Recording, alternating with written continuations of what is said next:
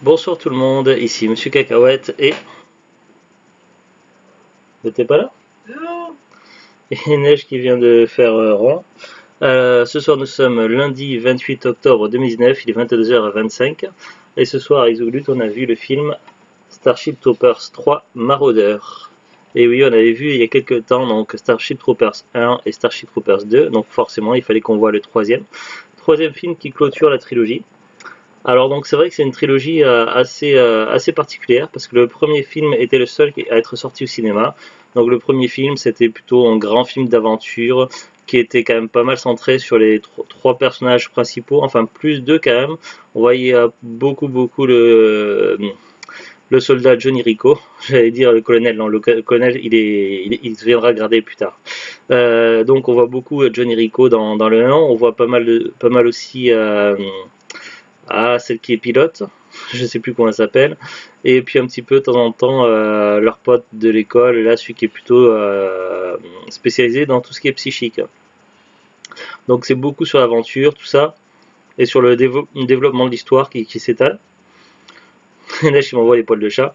Tandis que le deuxième film, donc là on est plutôt face à une petite garnison perdue, en fait une petite troupe perdue sur une planète où ils n'ont pas su faire face aux parasites, aux araignéides, et du coup ils se retrouvent retranchés dans un fort, donc dans un...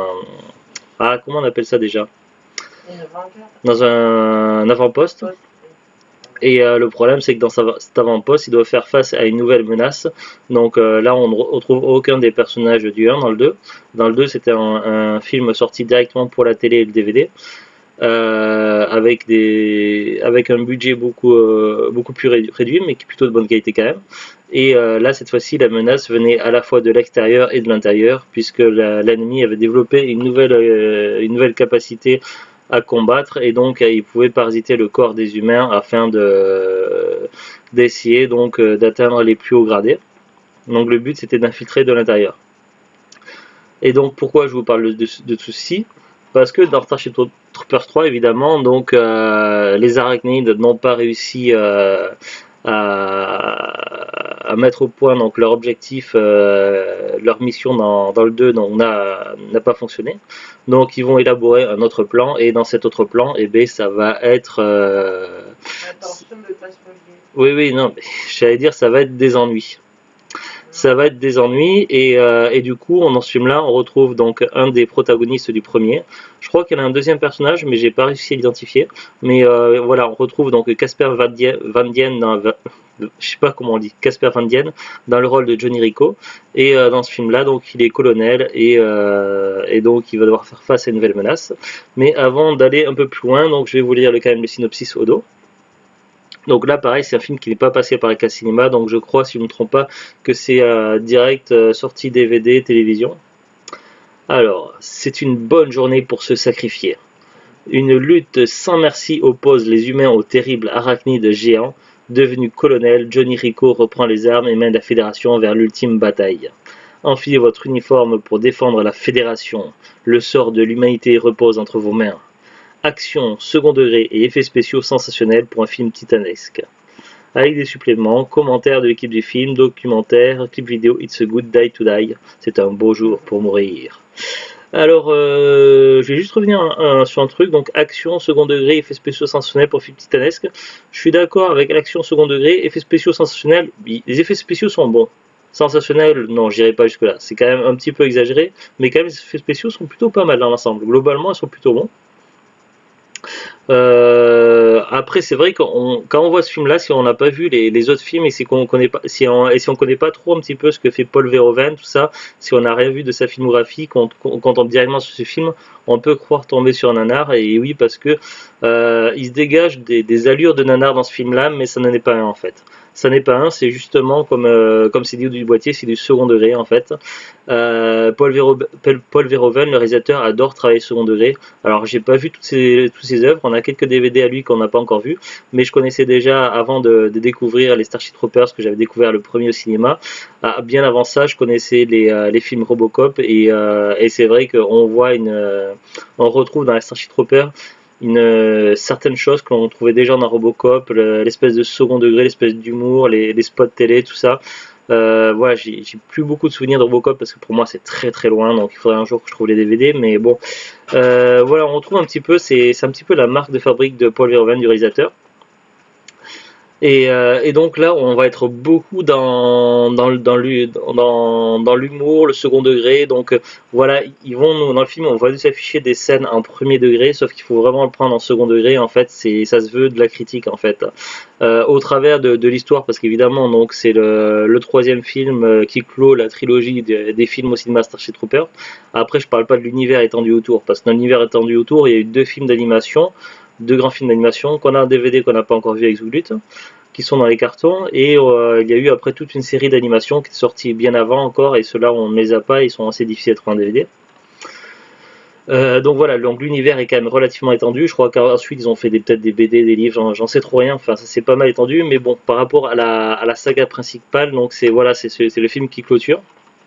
Évidemment, après, la guerre n'est pas terminée, il nous faut bien comprendre, puisqu'une guerre n'est jamais terminée. Il y aura toujours des problèmes avec les araignides, mais voilà. Donc, au travers de la lutte entre les soldats de la Fédération et les araignides, on retrouve des problèmes que l'on peut retrouver dans des problèmes de civilisation dans le monde entier. Que ce soit un pays ou un autre pays, c'est des problèmes qui arrivent à travers différentes générations, à travers différents pays. On peut faire face, par exemple, on peut voir qu'un général qui a gradé récemment, qui ne sait pas comment gérer son autorité, tout ça, qui va avoir des problèmes du coup, à savoir gérer son autorité face à des gradés inférieurs, et du coup il va prendre des mauvaises décisions. On va retrouver également donc sous couvert donc de bonnes actions, de prévaloir le destin de l'humanité. On va voir par exemple un amiral commettre des atrocités et du coup faire mourir des innocents, tout simplement pour cacher une vérité plus grande et pour voilà. Donc on nous fait bien comprendre dans le film que voilà que la cause n'est pas mauvaise en soi, puisque l'objectif ultime des arachnéides, c'est d'éliminer, d'exterminer la race humaine. Donc ils le disent vraiment donc lors d'une communication avec le chef des arachnéides et comment ça s'appelle, le Sky Marshal. Donc le chef des arachnéides le fait bien comprendre, il dit bien que leur objectif est d'exterminer les humains. Et donc forcément, il faut que les humains se dressent comme des arachnéides. Il faut forcément recruter, il faut forcément combattre des arachnéides, parce que se laisser faire, c'est mourir, quoi. C'est être mort. Et le problème, c'est la façon dont la cause n'est pas le problème, mais c'est la façon dont c'est fait en fait.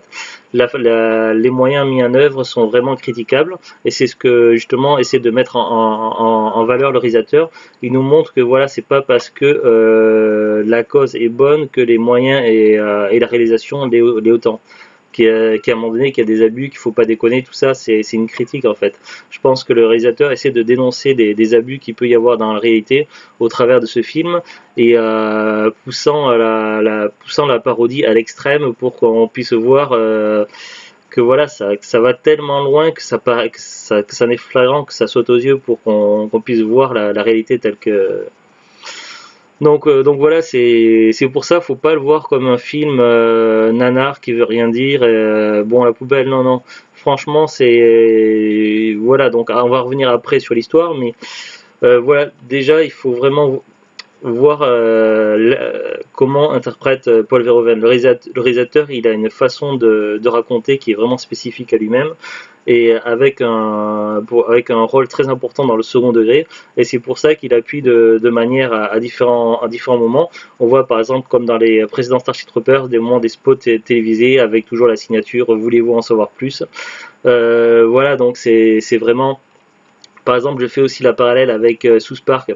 On voit South Park à des moments, dans certains épisodes de South Park, ils mettent des spots publicitaires avec des vrais acteurs de la vraie vie, mais avec des trucs poussés à l'extrême du parodique. Et bien, on retrouve des passages comme ça également dans le film, comme dans les précédents Starship Troopers.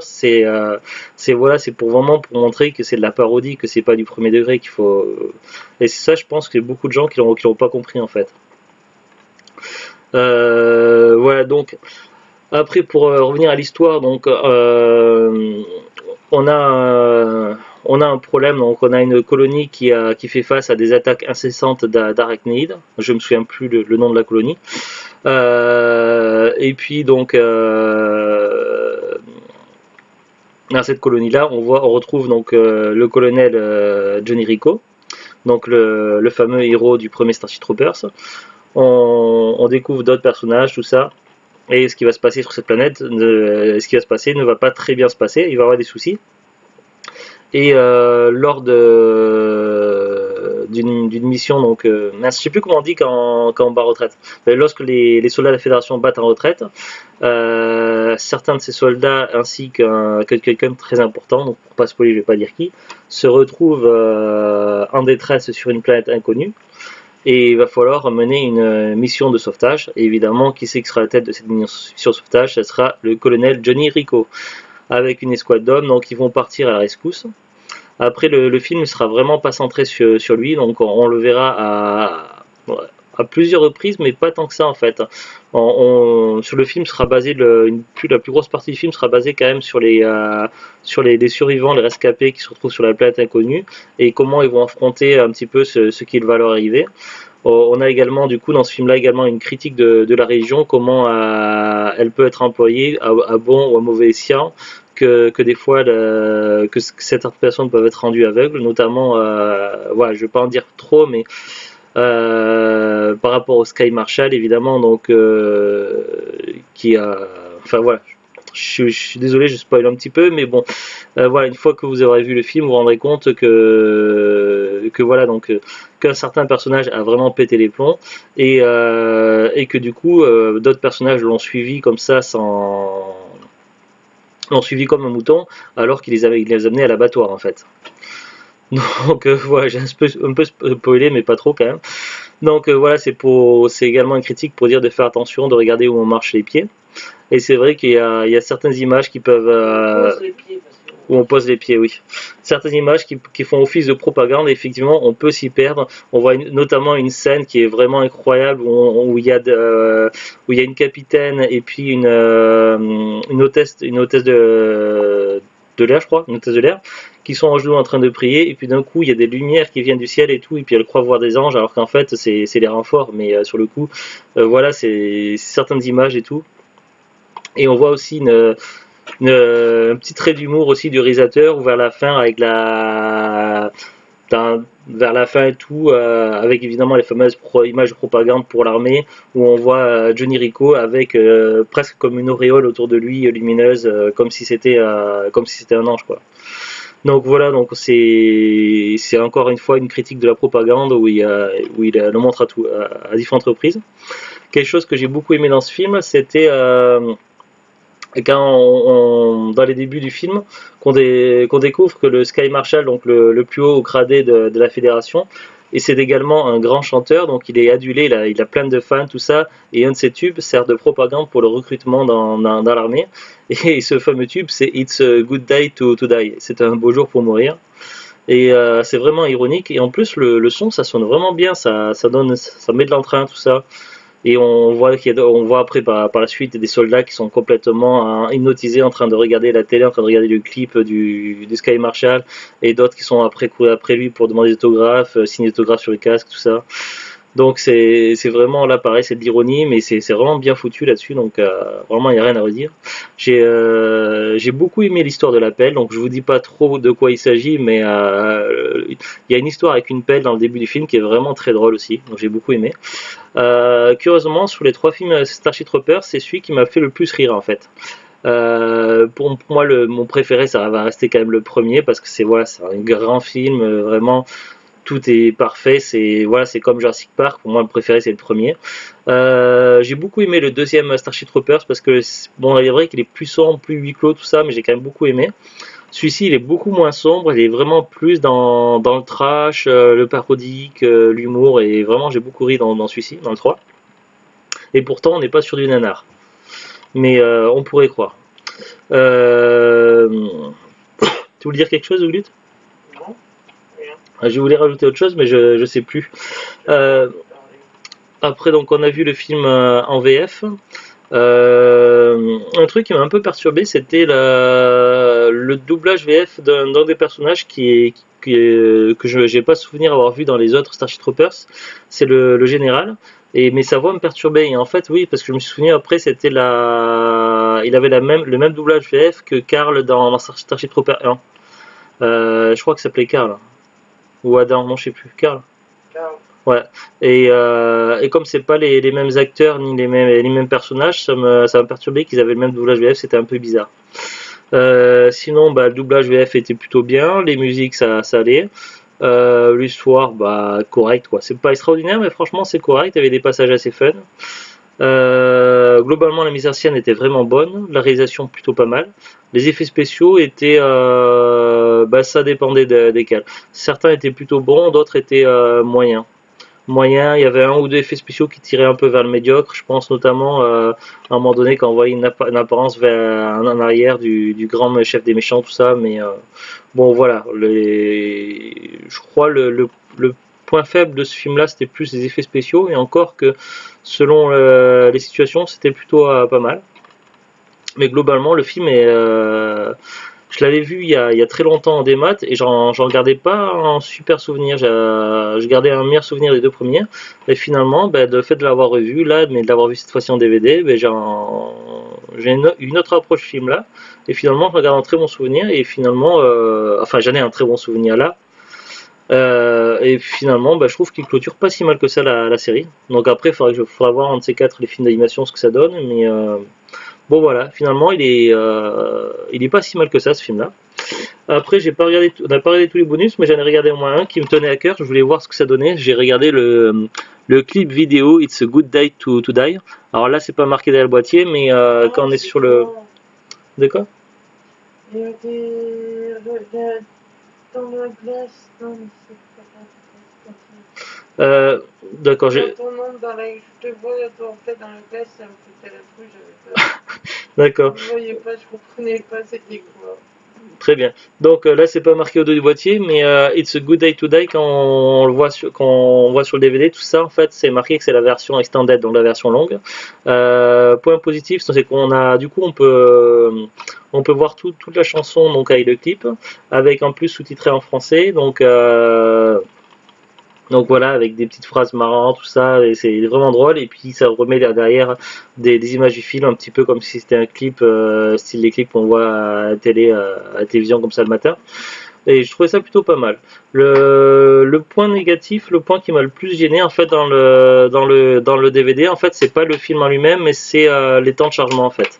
Les temps de chargement pour chaque menu, tout ça, il y a un temps de chargement relativement long. On a l'impression que pourtant notre lecteur DVD est neuf et depuis qu'on l'a acheté il y a quelques mois, je sais plus, on a dû voir facile une vingtaine, une trentaine de DVD et on n'a eu aucun problème. Et pourtant ce DVD là, on l'a acheté neuf sous blister. Je l'avais acheté sur Press Minister avant que ça devienne Rakuten. Et en fait, chaque fois qu'on doit aller cliquer sur un truc d'un menu ou quelque chose qui charge, en fait, ça met plusieurs minutes à charger et c'est comme si ça mettait du temps à mouliner tout ça. Et j'avais jamais vu ça avec un DVD avant, donc je sais pas si c'est la qualité de l'encodage qui est en cause ou quoi, mais je sais pas, c'est bizarre. C'est pas normal qu'on ait des temps de chargement aussi longs, je trouve, entre chaque menu, enfin voilà, c'est ce qui m'a gêné le plus en fait. Alors on va jeter un petit coup d'œil maintenant sur Wikipédia. Alors, Starship Troopers 3 Marauder, c'est un vidéofilm de science-fiction militaire américain réalisé par Edwin Neumeyer. Elizabeth Cronenmeyer, mais il me semble que c'est marqué Paul Verhoeven présente. Il a quand même fait quelque chose dedans dans ce film-là, il me semble. Il constitue la suite de Starship Troopers de 87 de Paul Verhoeven, sans faire référence au deuxième volet, oui.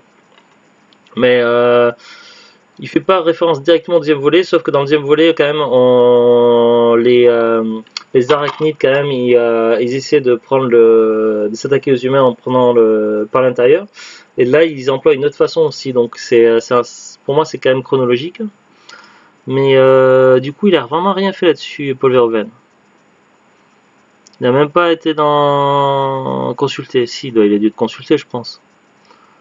Il précise pas. Il précise pas, mais pourtant, en tout cas, on retrouve le style, on retrouve le style pourtant de Paul Verhoeven, donc je comprends pas. Donc là, je vais pas dire non, le synopsis ni le résumé détaillé, ça va dire trop de choses. Film de 2008. Il est sorti au cinéma quand même, mais qu'au Japon, le 19 juillet 2008. En DVD donc aux États-Unis et en France, 5 août 2008 pour les États-Unis, 8 octobre 2008 pour le DVD pour la France.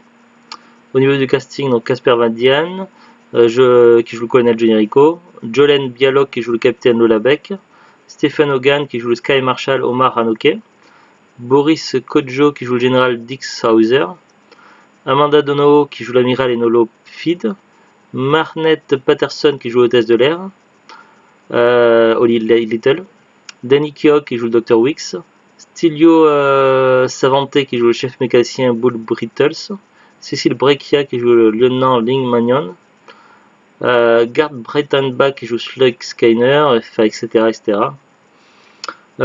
Production. Casper Van Dien est le seul acteur du premier opus à faire partie de la distribution de ce nouveau volet. Le premier rôle féminin est donné à Jolene Bialog. Lors de la présentation du film à la presse, Bialog déclare qu'elle reçoit beaucoup d'offres pour jouer dans des films de science-fiction, car elle est surtout connue pour interpréter T'Pol dans la série Star Trek Enterprise de 2001 2005. Autour d'eux, on trouve Boris Kodjoe, Amanda Donohoe et Marnette Patterson. La française Cécile Breccia est aussi de l'aventure. Lors de l'avant-première de La Colline des Yeux 2 en 2007, elle est accostée par un homme qui lui déclare « Bonsoir, je m'appelle David Lancaster et j'adore ce que vous avez fait dans le film. Il faut que je vous présente à un réalisateur. » David Lancaster n'est autre que le producteur du futur Starship Troopers 3. Après avoir rencontré le réalisateur Edward Neumeyer et être passé devant un jury, Cécile Breccia décroche le rôle. Le film était intégralement tourné en Afrique du Sud. Les autres acteurs sont des Sud-Africains, notamment Tanya Van Gran, la femme la plus sexy d'Afrique du Sud pour l'année 2007 selon le magazine FHM. Du coup, alors la française c'était qui? Alors c'est machin. C'est le lieutenant Ling Magnon. Ah, donc la française c'était le lieutenant qu'on voyait beaucoup au début. Après on la voit plus après dans le film. Ouais, là, tu sais, la lieutenant qui voulait demander un autographe au Sky Marshal, là. Ah oui. Celle, l'actrice française. Et je voulais voir aussi Jolene Bialog. J'ai l'impression qu'elle ressemblait à celle qui joue dans Stargate Atlantis. Peut-être que je me trompe, on y va. Non, si elle joue dans Stargate, mais pas dans Atlantis. Elle a joué dans Stargate Azure. Elle a joué Ishtar pendant un an. J'aurais cru qu'elle jouait une autre dans Atlantis, mais non. Elle a joué dans Les Dessous de Véronica, La Croisière s'amuse, Nouvelle Vague, Jason et les Argonautes, Jag, Star Trek Enterprise, Stargate Azure, Les Experts Miami, Starship Troopers 3, Legend of the Seeker, L'Épée de Vérité, et Doctor House, et elle a joué un épisode. Après, plus rien depuis 2009. Production, donc ça c'est ce que j'ai lu. Accueil, pour Halluciné, donc il a eu 1,5 sur 5. Internet Movie Database 4,5 sur 10. En 2008, le critique Sci-Fi Universe trouve qu'Edward Neumeyer va encore plus loin dans son degré de cynisme et que le récit ne se montre pas avoir un effet gore et assez potache. Il pense par contre l'interprétation, surtout de l'interprétation nulle de Jolene Bialog. Qui, dans son imitation de Denise Richards, se couvrait de ridicule. C'est vrai que par moment, j'avais l'impression qu'elle avait été mise pour remplacer de Denise Richards son rôle dans Duo. Enfin voilà, après il y a beaucoup de choses dans l'accueil, c'est plus ou moins mitigé. Il y en a qui ont aimé, d'autres qui n'ont pas trop aimé. Je vais pas tout lire parce que c'est un peu long. Différence avec les opus précédents. Le troisième volet reprend des éléments du livre Étoile garde à vous qui avait été laissé de côté par le film Starship Troopers. Les maraudeurs qui sont... Ouh la vache. Excusez-moi. J'ai eu un vertige. Les maraudeurs, qui sont des armées robotisées du type exosquelette, ressemblent aux scaphandres propulsés blindés qui sont utilisés dans le livre par tous les soldats des escadrons. L'atterrissage des maraudeurs est aussi très proche de celui des capsules d'éjection présentées dans le film. La flotte ne se ressemble plus dans la station de guerre mobile Ticonderoga comme dans le premier film, mais dans la station Sanctuaire. La planète qui sert de base secrète à la Fédération terrienne dans le livre se nomme également Sanctuaire. En revanche, plusieurs éléments de côté par le second film reviennent dans cet opus. Johnny Rico, le héros du premier film, de retour. Le cerveau parasite capturé à la fin du premier film est lui aussi présent. Le film reprend le principe d'entrecouper les scènes avec des spots publicitaires de propagande. Incohérence. Lors de l'atterrissage du Sky Marshal, celui-ci présente Johnny comme étant le sergent héroïque de la planète Pi. Or, il est lieutenant en ce moment-là et c'est le sergent instructeur Sim qui réussit l'exploit de capturer le cerveau parasite. Ouais, effectivement. Aussi autre chose, donc du coup par le fait comment fonctionnent les... On apprend dans ce film là comment fonctionnent les parasites, ou les arachnéides comme on les appelle, et qu'en fait compte ils ont leur propre religion et tous les arachnéides sont gérés par une seule créature d'une espèce différente, et à plusieurs reprises dans les films, que ce soit le 1, le 2, le 3, on nous explique que chaque arachnéide et chaque parasite est d'une espèce différente.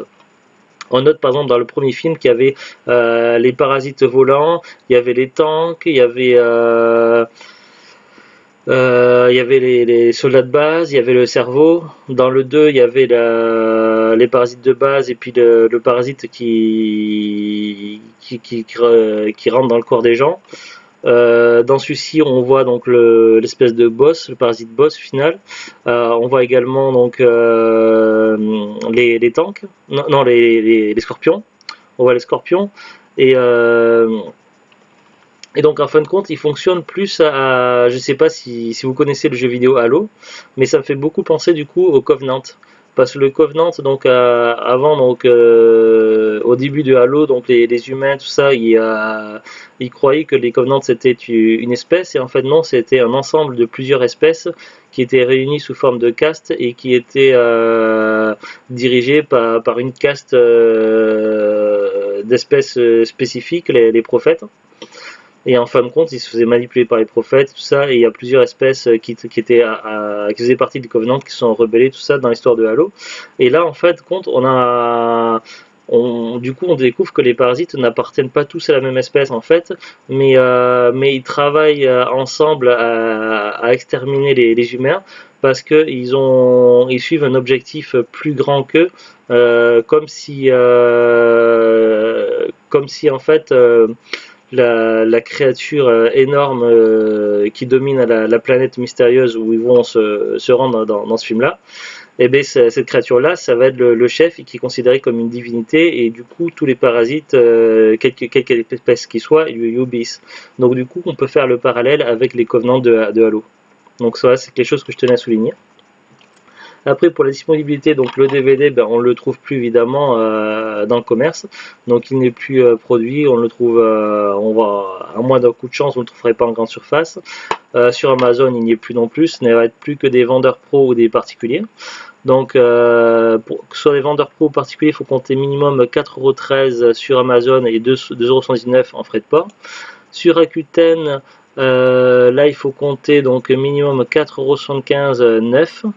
Après livraison gratuite, ça revient à moins de 5 € le DVD.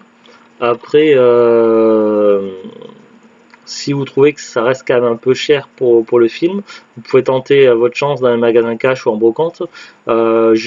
Franchement, j'ai pas souvenir d'avoir vu aucune fois en brocante, mais à l'occasion, vous pourrez peut-être le trouver à cash, à pas cher, à moins de 2 € sur un coup de bol. En tout cas, j'ai pas souvenir d'avoir vu à Noz, jamais. Donc voilà, en tout cas, finalement, le film n'était pas si mal que ça. Allez, sur ce, donc on vous dit à très bientôt. Bonne soirée et au revoir. Au revoir.